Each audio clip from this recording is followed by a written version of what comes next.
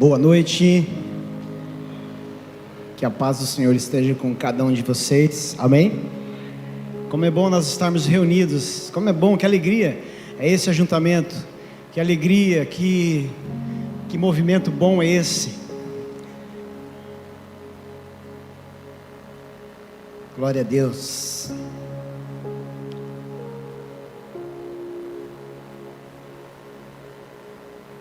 Hoje é um dia especial, mais especial ainda, né? Sempre quando Deus está sendo cultuado, adorado, já é especial, Ele é o motivo de nós nos reunirmos, mas hoje é o dia da ceia, é um dia tão importante para a igreja, é o corpo reunido para celebrar. Nós estamos, e nós vamos fazer isso logo ao final da mensagem. Nós estamos aqui finalizando uma série, né, do mês de fevereiro, nós estamos falando sobre o zelo pela presença, e hoje nós vamos falar sobre o zelo pelo templo do Espírito Santo. Eu queria que você abrisse a sua Bíblia, ou ligasse a sua Bíblia, em 1 Coríntios capítulo 6, nós vamos ler do versículo 12 até o versículo 20. 1 Coríntios capítulo 6, versículo a partir do verso 12.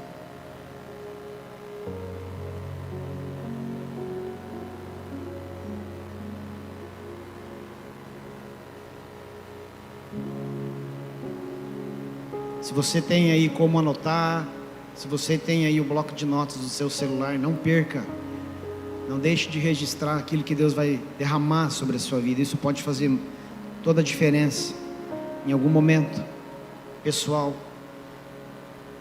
Importante que eu e você estejamos sensíveis à presença do Senhor. É importante nós estarmos com o nosso coração atento quanto ao que Ele está falando e ministrando. As canções que nós acabamos aqui de oferecer ao Senhor não são meras músicas. Você parou para pensar nas letras que nós cantamos? Essa última que nós acabamos de cantar aqui, como eu espero o dia de ver a face do meu amado. É uma expectativa que nós estamos externando ao Senhor, não é uma mera canção. Nós estamos oferecendo algo ao Senhor, uma oração em forma de canção. Nós estamos oferecendo uma oração em forma de expectativa. Nós estamos dizendo ao Senhor: Senhor, como eu desejo a sua presença. Então, quando a gente está reunido nesse lugar, meu irmão, não perca a sensibilidade. Não deixe que o teu celular, as suas redes sociais nesse momento te distraia. Esteja compenetrado e ligado aqui naquilo que Deus vai falar nesta noite, amém? Glória a Deus. Depois você confere a sua rede social na sua casa, usa o seu celular aí para ler a Bíblia, né, para acompanhar a leitura e para fazer as suas anotações. 1 Coríntios capítulo 6, do 12 até o 20. Todas as coisas me são lícitas, mas nem todas as coisas convêm. Todas as coisas me são lícitas, mas eu não me deixarei dominar por nenhuma. Os alimentos são para o estômago, e o estômago para os alimentos. Deus, porém, aniquilará tanto um contra o outro, tanto um como os outros. Mas o corpo não é para a fornicação, senão para o Senhor, e o Senhor para o corpo. Ora, Deus, que também ressuscitou o Senhor, nos ressuscitará a nós pelo seu poder. Não sabeis vós que os vossos corpos são membros de Cristo? Tomarei, pois, os membros de Cristo e os farei membros de uma meretriz? Não, por certo. Ou não sabeis que o que se ajunta com a meretriz, faça um corpo com ela? Porque diz: serão dois uma só carne. Mas o que se ajunta com o Senhor é um mesmo Espírito. Fugir da fornicação. Todo o pecado que o homem comete é fora do corpo, mas o que fornica peca contra o seu próprio corpo.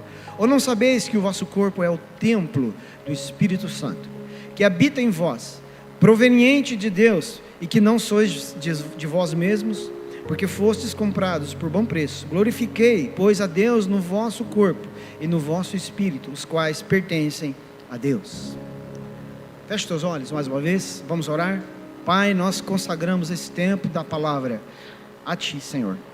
Que o Teu Espírito venha sobre este lugar com a liberdade para provocar, transformar corações, provocar transformações, para provocar quebrantamentos, transformações genuínas do fundo da nossa alma, Senhor.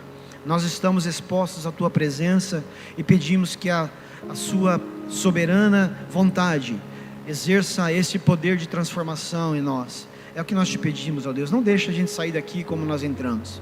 Eu oro por aqueles que nos acompanham pelo YouTube também, Pai, que esses que estão ao vivo, os que vão acompanhar depois, que em nome de Jesus essa palavra possa tocá-los. Assim nós te pedimos, amém. Irmãos, em toda a existência humana, até aqui e até que Jesus volte, nós vamos encontrar um desejo no coração do Senhor. Há uma expectativa da parte dele em habitar em nós. Se nós fizermos uma retrospectiva muito simples, nós vamos pegar no Jardim do Éden, nós vamos encontrar Deus estabelecendo um ambiente para que ele pudesse habitar com o homem, conviver com o homem. A Bíblia diz que ele vinha toda a viração do dia, eles conversavam todo dia. Era um relacionamento perfeito, pleno, porque o pecado ainda não estava ali. Depois nós vemos no povo saindo ali do Egito, atravessando o deserto em direção à terra prometida. Nós vemos um Deus estabelecendo critérios, métodos, termos, para que ele habitasse. Então ele estabelece uma série de protocolos. Quem está lendo a Bíblia junto aí com a gente, nós estamos nessa fase, né? Lendo ali os primeiros livros do Pentateuco ali, né? da Bíblia, né? O Pentateuco, nós estamos lendo as leis, todos os protocolos que o Senhor estabeleceu para os sacrifícios, para as ofertas, para as adorações, que o povo deveria entregar, oferecer a Ele. E ele estabelece o tabernáculo. Esse tabernáculo ele tem uma hierarquia de espaço físico onde a sua presença era revelada. Ou seja, e aquele tabernáculo, ainda falando dele, o tabernáculo estava no meio do arraial. Em volta do tabernáculo, as tendas, os acampamentos de todo o povo estavam posicionados, devidamente organizados. E no centro do povo, no centro do acampamento, no centro do arraial, estava o tabernáculo, a presença de Deus, dizendo para aquele povo: eu quero habitar no meio de vocês. E a história vai se desenrolando. Deus olha para uma humanidade pecadora. Então ele, movido por um amor que eu e você jamais conseguiremos entender, ele envia o seu único filho para morrer numa cruz. Aquele véu que estava lá no tabernáculo, depois no templo, que separava o lugar santo dos santos, ele é rasgado, não há mais separação. O homem tem acesso agora, não mais apenas o sumo sacerdote. Então Deus está dizendo: eu quero habitar no meio de vocês. Essa mensagem, ela continua viva nos nossos dias. Esse é o desejo do Senhor, mas não porque nós somos merecedores. Não é porque Deus precisa da minha presença. Somos nós que precisamos da presença deles. Nós somos a parte carente, nós somos a parte necessitada. Nós somos quem precisamos da presença dele, e não Deus é que precisa da nossa presença. Então o desejo de Deus habitar entre nós é por pura misericórdia. Esse desejo ainda está no coração do Senhor. Deus ainda deseja habitar entre nós. João 1, versículo 14: o verbo se fez carne, habitou entre nós, e vimos a sua glória, como a glória do unigênito do Pai, cheio de graça e de verdade. O Deus perfeito e santo, ele se faz carne, ele habita entre uma humanidade corrompida e pecadora, para salvar essa humanidade, para resgatar essa humanidade. O verbo se fez carne e habitou entre nós. Quando nós falamos dessa intenção, desse desejo de Deus habitar em nós ou entre nós, então nós precisamos olhar para o versículo, e eu enfatizo o versículo 19, que nós lemos ali de 1 Coríntios capítulo 6, versículo 19: ou não sabeis que o vosso corpo é o templo do Espírito Santo? Olha só, nós estamos falando, hoje nós vamos falar sobre 3 aspectos que compõem, se é que eu posso usar essa palavra, a nossa vida. Nós somos divididos em corpo, alma, espírito. E eu quero falar sobre esses 3 aspectos nesta noite, sobre essa visão, sobre este princípio do zelo, desta estrutura, deste corpo que eu e você temos a responsabilidade de administrar, de fazer uma boa gestão dessa casa, dessa habitação. Nós perdemos de vista o quão importante e quão necessário esse assunto ele é nesses dias. Na verdade sempre foi, mas principalmente nesses dias. Nós somos a casa de Deus, nós somos o templo do Senhor. Ele colocou o seu Espírito em nós, e isso vai exigir de mim e de você um cuidado pleno no físico, na alma e principalmente no espírito. Amém? Vamos lá? Primeiro ponto: cuidado com o corpo.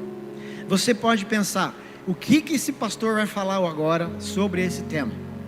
O que tem a ver cuidado com o corpo? O que isso tem a ver com o espiritual? Meu irmão, nós acabamos de ler, nós somos templo, casa, lugar da habitação do Espírito Santo.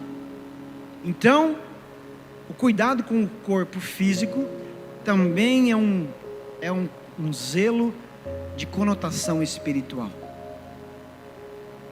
Ir na academia se torna espiritual. Ter uma disciplina alimentar, uma disciplina de atividade física, enfim, um cuidado pleno com o corpo, tudo isso sim é espiritual. O cuidado do corpo é algo óbvio e não é um assunto exclusivo do meio cristão. Aliás, eu abro um parêntese, nós precisamos falar sobre isso, porque o cuidado do corpo, ele é necessário, mas ele não é o Deus. Ele não pode se tornar o Deus. E o que nós estamos vendo aí fora, principalmente nas redes sociais, é que o culto ao corpo está sendo prestado de uma forma muito mais exagerada do que o culto prestado ao próprio Deus. O corpo virou um Deus. O culto ao corpo se tornou algo muito mais frequente. Se você pesquisar, você vai ver as estatísticas. A busca por procedimentos estéticos, não é nada não é errado isso, pelo amor de Deus, não me entenda mal, mas a busca pelos procedimentos estéticos está estourando absurdamente. Repito, não é errado, mas ele se torna errado quando ele se coloca, ou ele é colocado no lugar de Deus. Esse não é a prioridade. O culto ao corpo não é o principal, é necessário, mas não é o principal. Mas nós temos que ter uma atenção com higiene, com disciplinas de atividades físicas, alimentação, tudo isso nós vamos contribuindo para uma longevidade, para uma saúde física. Nós precisamos cuidar do nosso corpo, nós precisamos cuidar da nossa saúde. E agora eu quero falar para os homens, porque as mulheres, elas são muito mais disciplinadas com o cuidado da saúde, sim ou não? Sim ou não? Os homens são muito mais relaxados com o cuidado com a sua saúde. Não vou nem pedir para você levantar a mão. Qual foi a última vez que você fez um check-up? Alguém, eu já ouvi falar, pastor, nem vou atrás, porque vai que eu descubro alguma coisa. Tem que ir atrás. Aliás, se você descobrir alguma coisa, quanto mais cedo você descobrir, é melhor para você tratar. Então, por favor, homens, seja disciplinado. As mulheres, todo ano, sei lá quantas vezes por ano, elas vão fazer os exames que elas precisam fazer, não tem problema nenhum. Mas os homens é cheio de preconceito, né? Não vou. Vai fazer. Você tem, se você é casado, você tem um cônjuge, você tem uma mulher, você tem filho, você tem uma família, que você precisa prestar atenção. E você tem que ter um cuidado com a sua saúde. E esse cuidado com a sua saúde é um cuidado que reflete no aspecto espiritual, porque você está cuidando do corpo, que é habitação do Espírito Santo. Existe um grande avivalista histórico, eu não vou lembrar o nome dele, mas ele Ele escreveu uma frase: Deus me deu um cavalo para pregar a mensagem, mas eu não cuidei do cavalo e o cavalo morreu e eu não consegui pregar a mensagem. Ele estava se referindo ao cuidado que ele não teve com a sua saúde. Ele, se não me falha a memória, ele morreu com 34 anos, me parece que é isso. Ou seja, um homem que ele fez uma obra extraordinária, mas morreu tão jovem, tão novo, sendo que aquilo que ele carregava poderia ser derramado muito mais, por muito mais tempo, em outros tantos lugares, e muitas outras pessoas, mas ele não cuidou da sua saúde, e ele morreu tão cedo. O cuidado com o corpo é extremamente espiritual. Cuidado com o corpo não é para ostentar nas redes sociais, mas é para honrar a Deus. Olha, meu irmão, esse negócio de ostentação do corpo na rede social, isso aqui cabe uma pregação só para isso, mas não é o foco hoje. Olha só, 1 Tessalonicenses 4, do versículo 4 até o versículo 5. Cada um saiba controlar o seu próprio corpo, de maneira santa e honrosa, não dominado pela paixão de desejos desenfreados, como os pagãos que desconhecem a Deus. E olha que quando essa carta foi escrita, não existia Instagram, mas esse texto é tão atual. Vou repetir: cada um saiba controlar o seu próprio corpo de maneira santa e honrosa. O que você anda postando na sua rede social? O que você anda ostentando? O culto, se você tem um corpo bonito, não é para você vender na rede social. O seu corpo precisa ser cuidado de forma santa e honrosa, e não de forma impura e desonrosa.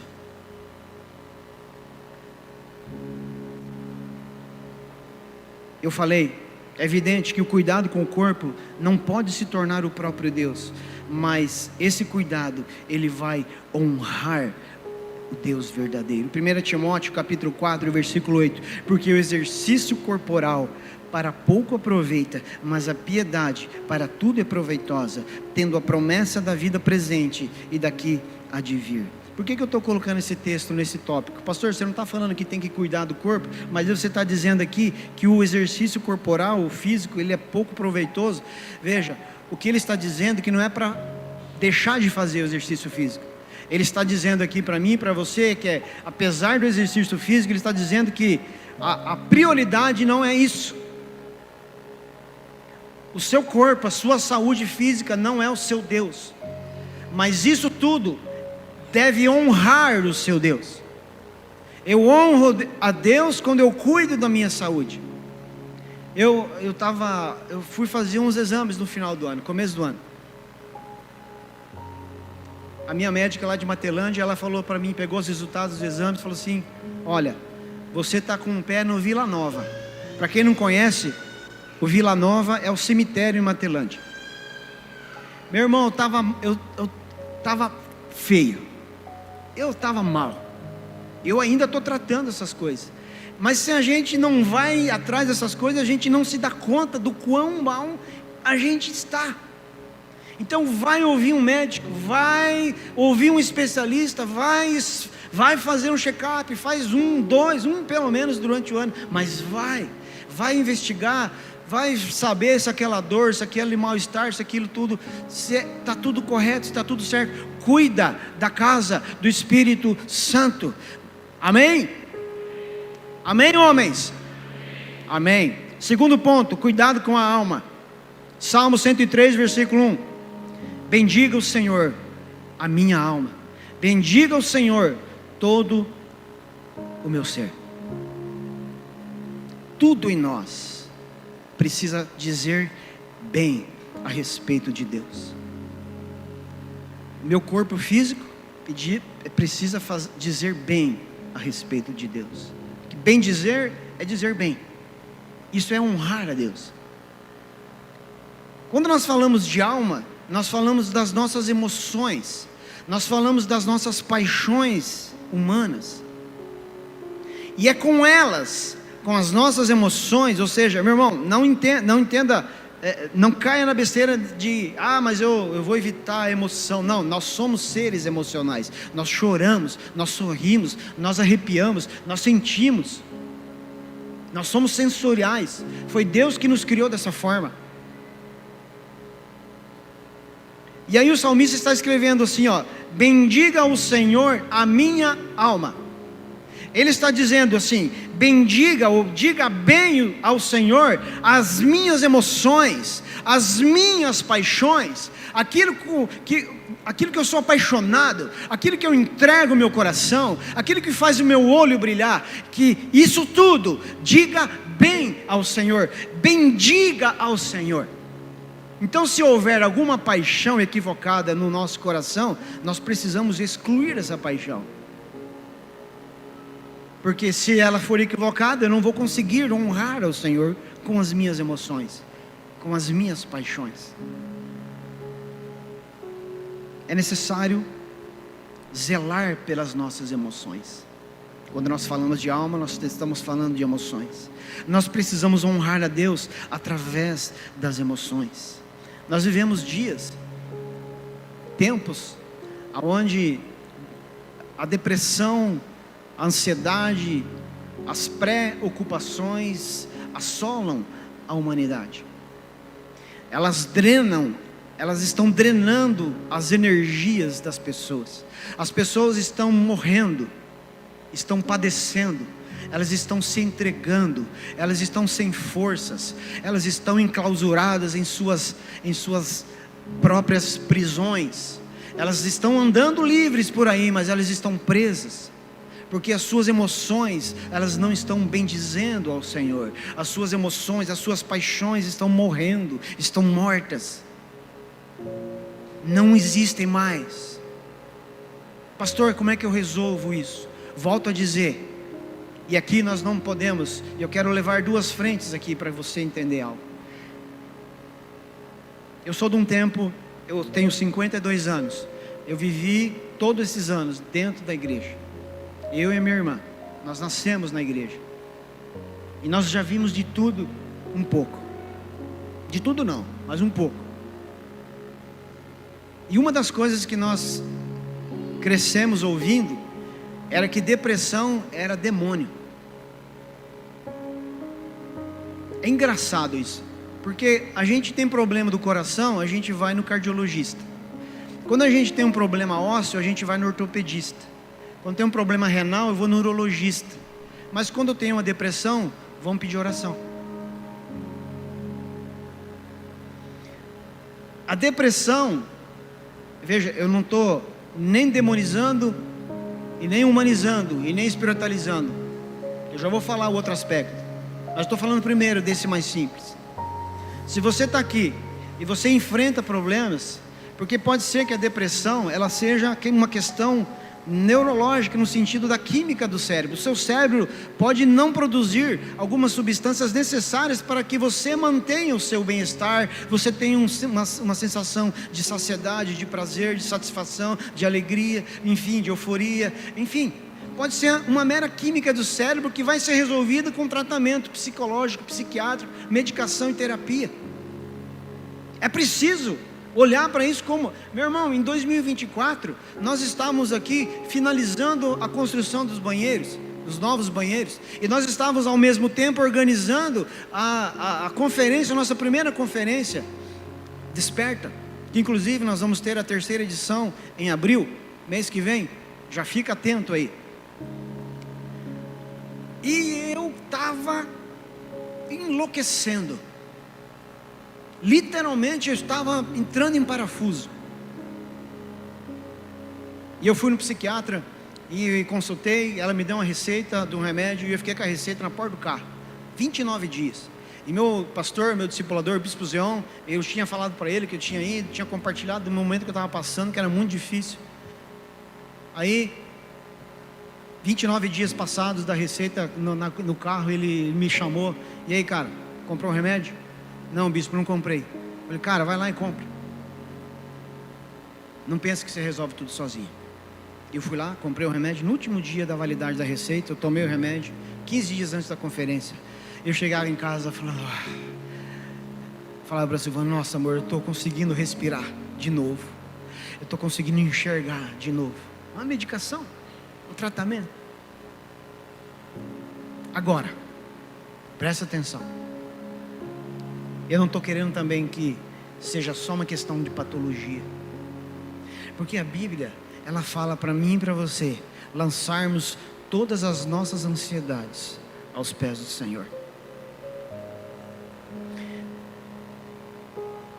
Deus só vai fazer algo na nossa vida quando nós fizermos a nossa parte.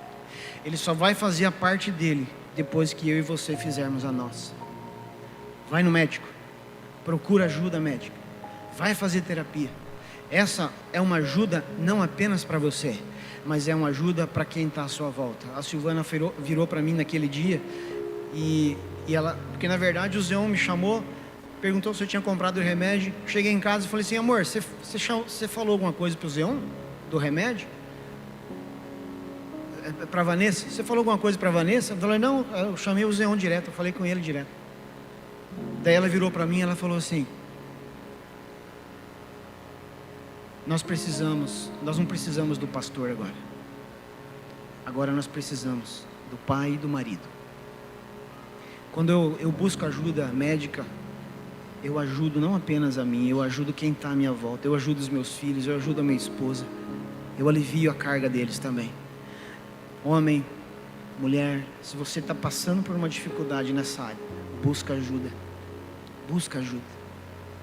mas a ajuda maior e principal é quando nós, mesmo tomando medicação, eu não abandonei os pés do Senhor, e mesmo fazendo um tratamento, eu não abandonei os pés do Senhor. Hoje eu não tomo mais remédio. Naquele momento fez sentido para mim. Hoje eu não preciso mais tomar. Hoje eu corro para a presença do Senhor, porque ainda as coisas apertam para o meu lado. E é uma questão, irmãos, é uma questão de patologia. Eu lido com pensamentos intrusivos constantemente. Eu estou do nada assim, está tudo bem, dali a pouco vem aquele pensamento: cara, vai dar uma desgraça, qualquer coisa, vai acontecer uma tragédia na minha casa hoje, vai acontecer um acidente com meu filho. Outro dia eu estava em casa para fazendo almoço, lá eu pegou o carro e saiu. Pai, já volto. Não falou nada e saiu. Cara, andei uns 30 segundos, ele me chamou. Eu falei: pronto, bateu o carro, atropelou alguém, deu uma tragédia. Meu coração já acelerou. Eu sou assim. É uma patologia, eu lido com isso, mas eu não estou endemoniado. Isso é uma química do meu cérebro. Eu precisei aprender a lidar com isso. Então eu jogo isso na presença do Senhor, eu jogo aos pés do Senhor. E muitas vezes eu tenho declarado: Senhor, eu não vivo debaixo desse jugo, eu não vivo debaixo desse pensamento. Esse pensamento não vai me dominar, esse pensamento não vai me governar. É a sua vontade que governa sobre as minhas emoções. Aleluia. Salmo 163, versículo 1. Ó Deus, Tu és o meu Deus, eu te busco intensamente. A minha alma, as minhas emoções, as minhas paixões têm sede de Ti. Todo o meu ser anseia por Ti, numa terra seca, exausta e sem água. Olha que legal, eu gosto de substituir aqui pelas definições, com as definições da palavra alma. A minha alma tem sede de Ti, as minhas emoções têm sede de Ti. E é nesse aspecto de entender que nós temos algumas falhas. Eu tenho algumas falhas que me empurram para o buraco se eu não lutar contra isso. Eu me afundo se eu não perceber. Eu caio, vou perecer. E essa oração, ela surge nesse contexto. As minhas emoções têm sede, têm necessidade, precisam de Ti. As minhas paixões, aquilo que eu amo fazer, aquilo que eu desejo fazer, precisam de Ti. E é nessas emoções todas, e é nessas paixões todas que nós precisamos honrar a Deus. Nós podemos honrar a Deus. Muitas vezes nós estabelecemos um ambiente de perfeição para honrar a Deus. E eu quero dizer para você, meu irmão, nós não somos perfeitos. Eu erro, você erra, nós erramos. E eu consigo enxergar o salmista entregando essa oração. A minha alma tem sede. É como uma oração de pedido: Deus, preenche as lacunas das minhas emoções. O que é sede? Quando você está com sede de água, porque você está com falta de água, há um vazio, há uma lacuna aberta. O salmista está dizendo isso, está trazendo esse princípio para as emoções dele. A minha alma está vazia, a minha alma está carente, a minha alma precisa de Ti. As minhas emoções estão vazias, existem lacunas abertas nas minhas emoções. Elas precisam de Ti, Senhor. Elas carecem de Ti, Senhor. Elas necessitam de Ti, Senhor. Não é romântico como a gente imagina. Se a gente for abrir aqui, fazer uma mesa redonda aqui, e a gente for ouvir todo mundo, meu irmão, nós vamos todos nós vamos ter alguma carência para apresentar. Sim ou não? 5 pessoas têm sim, o resto está tudo beleza. Sim ou não? Vamos falar a verdade. Todos nós temos carências, nós temos problemas, nós lidamos com dilemas emocionais, feridas abertas, traumas, curas que precisam ser estabelecidas. Aí lá no Salmo 42, versículo 11, olha a oração que o Davi faz. Aí ele vai brigar com ele mesmo. Aí ele começa a dizer: por que você está assim, tão triste, ó minha alma? Parece que Davi saiu do corpo, parece que Davi está olhando a sua alma de fora, e ele está brigando com a sua alma. E ele está olhando para a alma dele e está dizendo: alma, ó minha alma, por que você está assim, tão triste? Quem que está fazendo essa oração? O homem segundo o coração de Deus. Aí ele continua: por que está assim tão perturbada dentro de mim?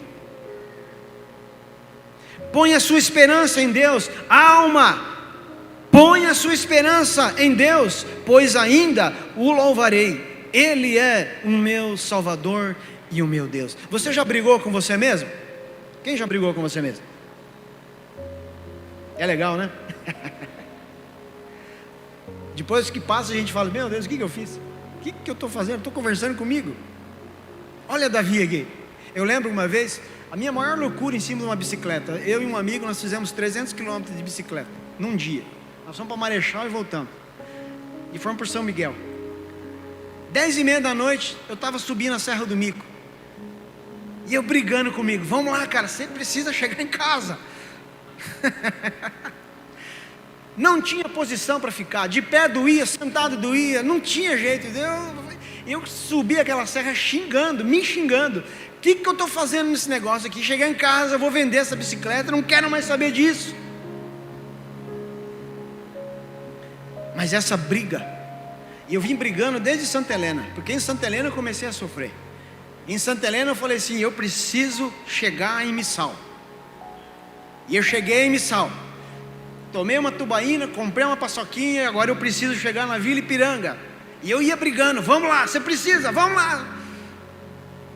Quando eu cheguei lá na prainha, comi um sanduíche lá e falei: agora eu preciso chegar em São Miguel. Se chegar em São Miguel, eu estou em casa. Cheguei em São Miguel, aí eu tinha que subir a Serra do Mico, e eu fui brigando comigo: vamos, você precisa chegar em casa. A gente precisa ter umas brigas pessoais. Davi está tendo uma briga consigo mesmo, porque você está assim tão triste, ó minha alma, ó minhas emoções, ó minhas paixões, porque está assim tão perturbada dentro de mim? É preciso esse nível de conflito, amém? Porque esse tipo de guerra envolve Deus. Olha só, ele fala no final: põe a sua esperança em Deus. Eu vou falar para você a palavra do salmista: coloca a sua esperança no Senhor. Você pode ser profeta na vida do seu irmão aí agora? Fala para ele aí: coloca a sua esperança no Senhor.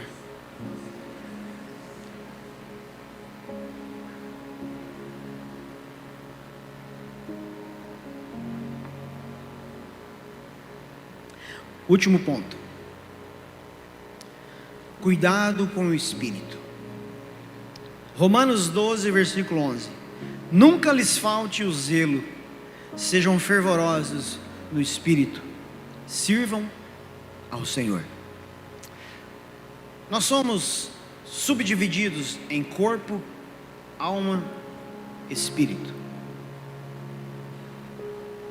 E a saúde espiritual, ou zelo para com esse corpo pelo viés espiritual, ele é necessário, tão importante. Mas dos três aspectos da vida humana, ele é o mais importante. Porque se por alguma razão eu não tiver uma boa saúde quando eu partir, se por alguma razão eu partir com as minhas emoções conturbadas, a minha eternidade não ficaria comprometida como ficaria se a minha saúde espiritual estivesse dessa forma. Por isso que eu digo, muita gente está gastando a maior ou toda a sua energia com o zelo apenas com o corpo físico. E se nós fôssemos zelosos com o nosso espírito, com a nossa vida espiritual, na mesma proporção que nós somos com o cuidado com o corpo?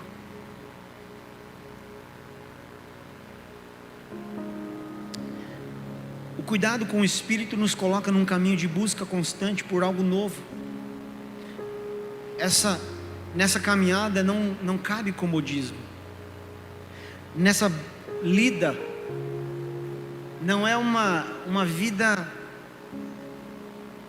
monótona, não é uma vida sem novidade.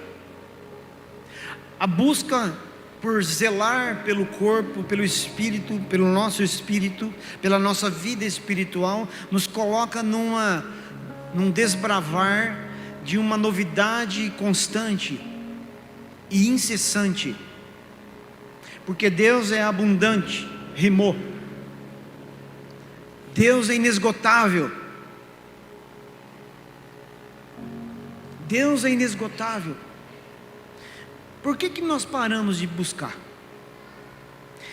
Já parou para fazer essa pergunta para você mesmo? Por que nós paramos de buscar? Sabemos quem é Deus, sabemos do poder que Ele tem e o que Ele deseja fazer em nós e através de nós, mas por que nós paramos de buscar? Por que nós paramos de pedir? Por que nós paramos de clamar?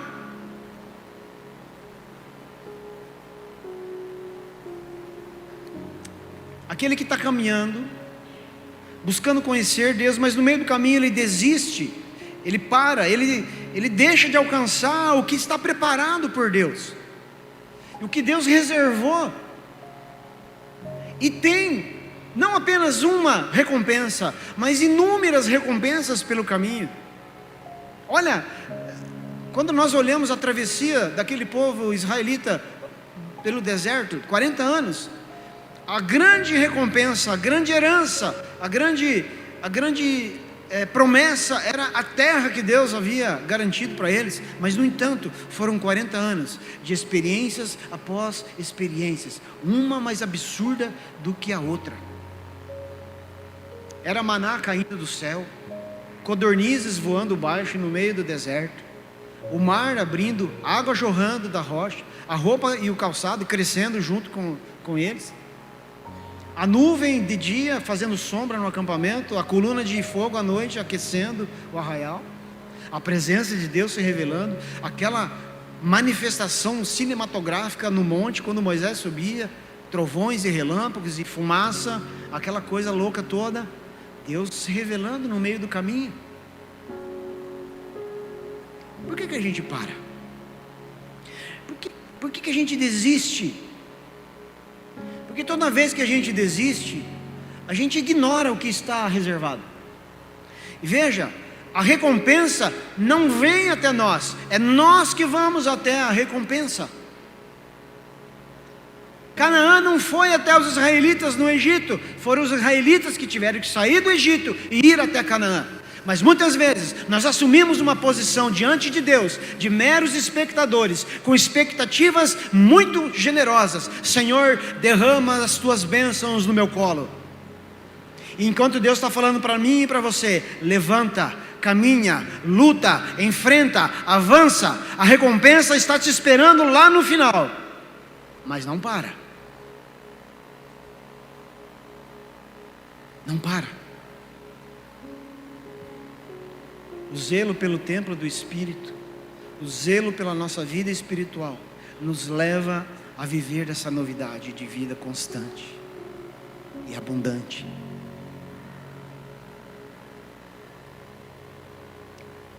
Eu desafio você a viver isso. Mas, eu não estou dizendo que você não vive, estou falando que você e eu devemos nos desafiar a viver mais do que nós estamos vivendo. Você acha que nós vamos ganhar de Deus em algum momento? Eu li um livro fala sobre questão financeira, dinheiro e tal, né? É uma abordagem mais nesse aspecto assim. E o autor do livro, ele vai contando que um dia ele começa a medir forças com Deus. Então ele vai lá, ele doa, eu não vou saber se é literalmente isso, mas ele vai lá e doa um carro. Deus vai lá e manda alguém dar 2. Um dia ele vai lá e ele dá uma casa. Deus vai lá e manda 2 casas. Aí um dia, ele não sei o que ele fez lá, que ele doou, ele deu uma oferta lá. E era tudo espontâneo dele, era tudo desafio entre ele e Deus. Ninguém mandava ele fazer isso, era coisa dele. Aí um dia ele deu um negócio tão absurdamente, de um valor tão alto, e ele falou assim: Deus, acho que dessa vez eu ganhei. Aí um dia alguém chamou ele lá num lugar, levou ele numa pista de aeroporto lá, falou: tá vendo aquele avião lá? Então, aquele lá eu estou ofertando para você. Nós nunca vamos vencer Deus. Quando a gente dá um passo, Deus ele abre outro caminho diante de nós. Ele está falando: tem mais, tem mais, tem mais, tem mais. Não para, não vai parar, nunca para. E eu não estou falando de bênçãos materiais apenas, eu estou falando da presença dele. Eu estou falando da presença, de uma presença de um Deus poderoso, glorioso, maravilhoso. Então eu quero desafiar você. Não importa o nível em que você está espiritualmente falando, mas ouse viver algo novo. Desbrave isso, desencadeie isso, construa isso. Levante-se, se posicione, enfrenta e vai. Deus, eu acredito em você. Eu não vou acreditar nas minhas emoções, eu vou acreditar em você. Ouse andar debaixo da vontade de Deus e não debaixo da sua vontade. Ouse andar debaixo da direção que o Senhor estabelece, não debaixo das suas emoções, não daquilo que você sente ou não sente. Eu não estou com vontade, eu não estou sentindo. Deixa isso para lá. Começa a se mover debaixo daquilo que Deus estabelece. Faz mesmo não tendo vontade, sabendo que é aquilo que precisa ser feito. Não estou com vontade de ler a Bíblia hoje. Lê sem ter vontade. Não estou com vontade de orar hoje. Ore sem ter vontade. Não estou com vontade de ir ao culto hoje. Vai ao culto sem ter vontade, sabendo que isso vai abrindo o caminho diante de você. Vai de mim, de nós, de todos nós. Amém? Quando nós nos afastamos de Deus, deixando as práticas fundamentais de lado, como ler a Bíblia, orar, jejuar, congregar, o nosso espírito ele vai definhando aos poucos, até chegar ao ponto de não ter esperança alguma. Foi o que estava acontecendo com Israel. Num determinado momento, Israel estava assim, morta, corrompida, virou as costas a Deus e se corrompeu com adoração a outros deuses. Então Deus chama o profeta Ezequiel em uma visão, leva ele a um vale de ossos secos. Ezequiel capítulo 37. E Deus leva ele diante desse cenário. E um cenário de vale de ossos secos é o seguinte: é um cenário conclusivo, é um cenário desprovido, totalmente desprovido de esperança. Não há esperança alguma num cenário como aquele. um vale de ossos secos. Ossos secos. Há muito tempo estava naquela condição. Tenta imaginar, viaja um pouquinho na sua imaginação, mentaliza esse cenário, visualiza isso na sua mente. Vale de ossos secos. É um cenário de desordem absoluta. O osso que está lá não é daquela carcaça que está lá, é do que está aqui, e assim vira uma confusão total. Confusão, falta de esperança total. Ou seja, qualquer um que olhasse aquele cenário diria: não tem jeito, acabou. Israel acabou. Ou talvez você possa dizer isso, você tem dito isso: para mim acabou. Acabou meu casamento, acabou a minha família, acabou a minha vida espiritual, eu estou morto emocionalmente, a minha saúde está definhando, acabou para mim. Aí Deus leva o profeta diante desse cenário, e aí ele pergunta para o profeta: e aí, o que você me diz? Eu gosto dessa parte, quando ele insere o profeta no cenário da desordem, da desesperança. Ele faz o profeta olhar. Deus, ele nos faz olhar o nosso vale de ossos secos, e ele pergunta a mesma coisa para mim e para você: e aí, tem jeito? Você acha que tem jeito? E aí Deus, ele vai falando para o profeta: profetiza.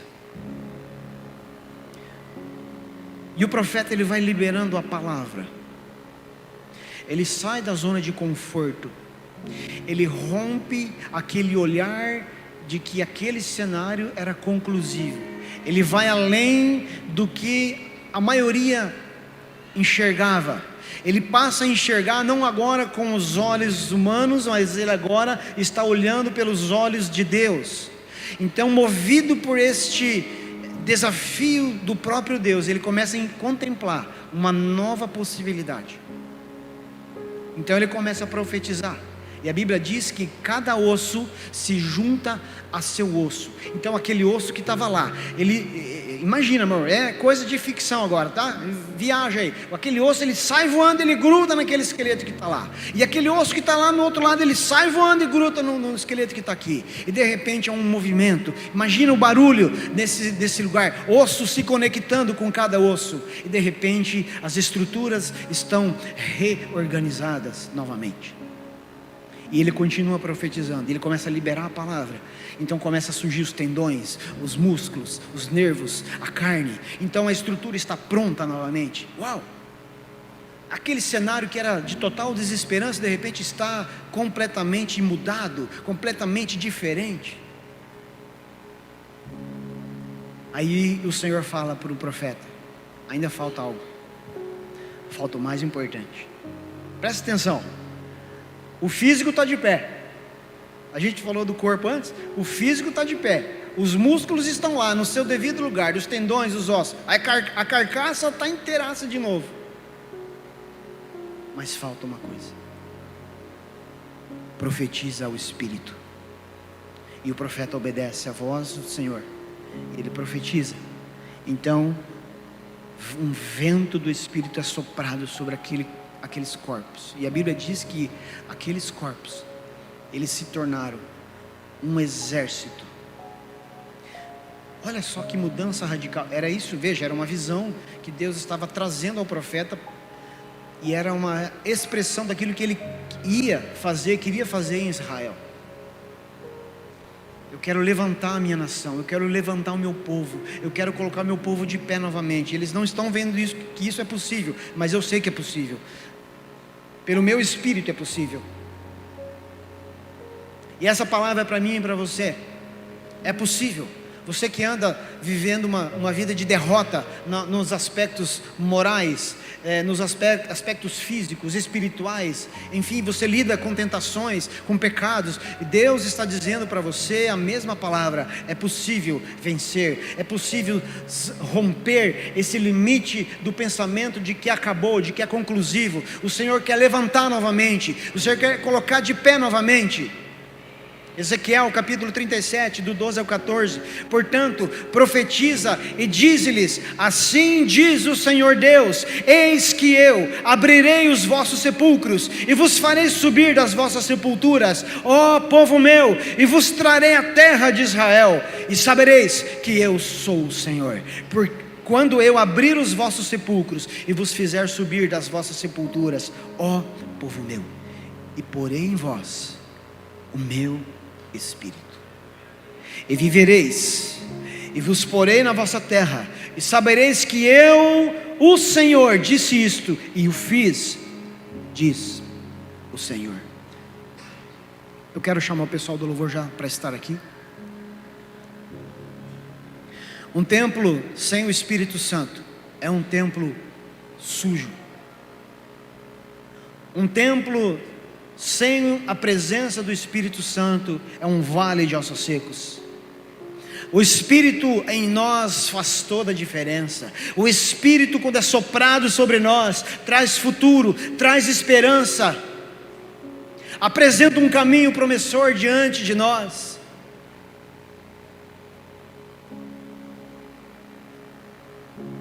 Então é preciso purificar o templo. É preciso zelar por este templo, por este templo, por esses templos. Porque o Espírito de Deus não habita em um lugar bagunçado. O Espírito de Deus, ele não faz morada aonde há desordem. Você viu, eu descrevi a visão de Ezequiel. Primeiro, houve um processo de reorganização.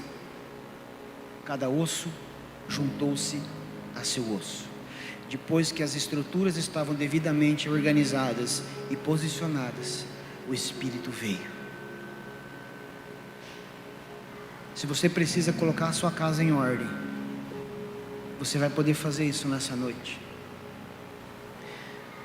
Quando Jesus ele chega no templo, lá em Mateus capítulo 21, Jesus entrou no templo e expulsou todos os que ali estavam comprando e vendendo, derrubou as mesas dos cambistas e as cadeiras dos que vendiam pombas, e lhes disse: está escrito, a minha casa será chamada casa de oração, mas vocês estão fazendo dela um covil de ladrões.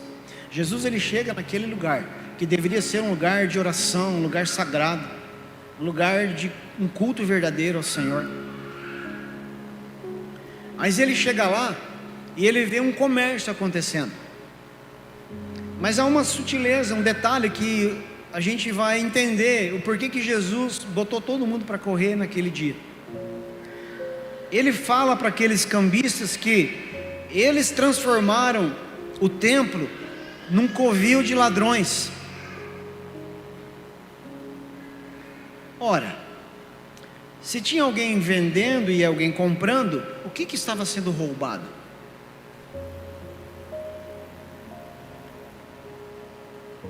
Naquele tempo, a prática era que o indivíduo criasse um animal durante um ano, cuidasse daquele animal, zelasse. O zelo era tão importante nesse processo. Zelasse por aquele animal, um animal perfeito, sem mancha nenhuma, sem mácula, não podia ser manco, machucado, não podia ter ferida alguma.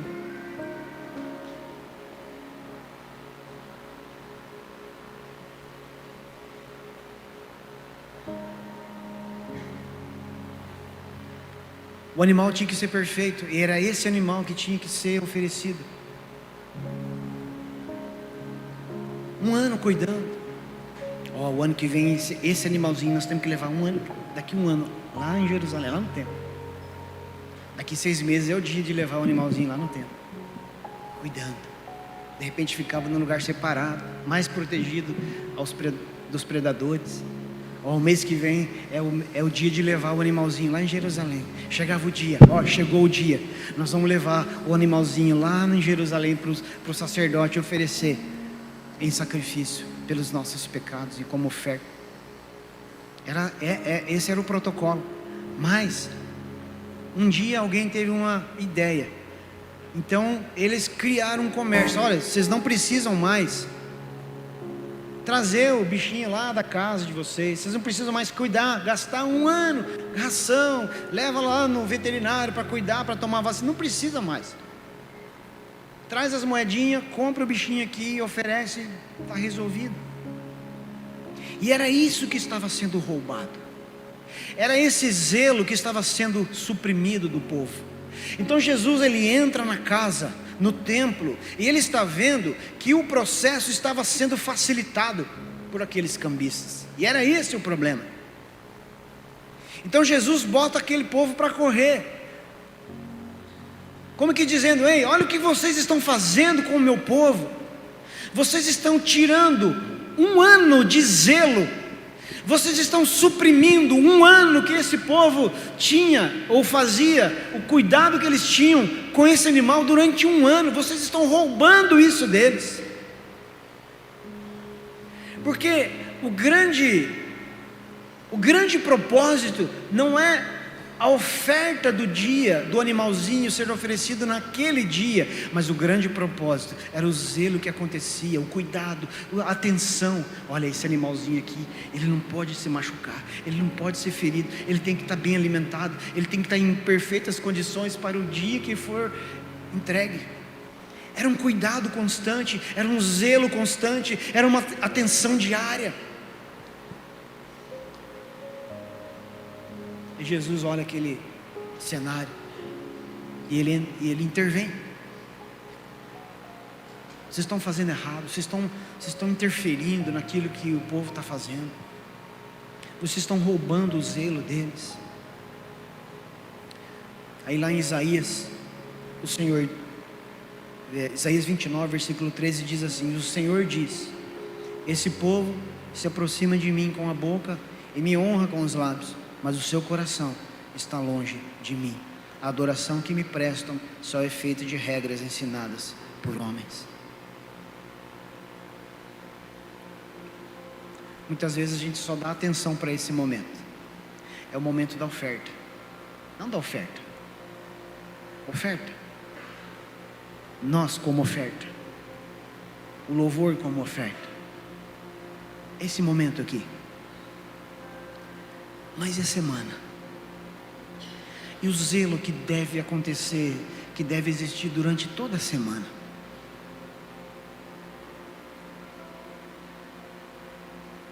É isso que nós precisamos resgatar. É isso que nós precisamos estabelecer. É isso que nós precisamos, essa cultura precisa ser estabelecida no nosso coração.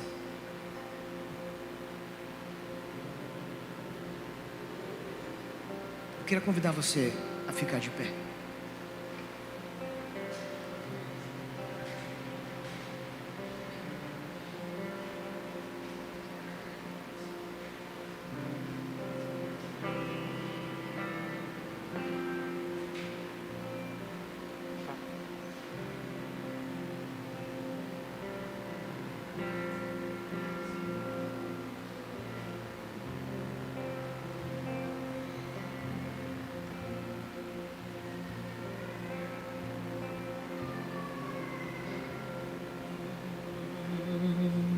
Aleluia.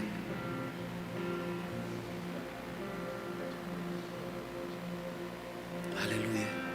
Espírito Santo, ministra neste lugar. Ministra neste lugar, Espírito Santo.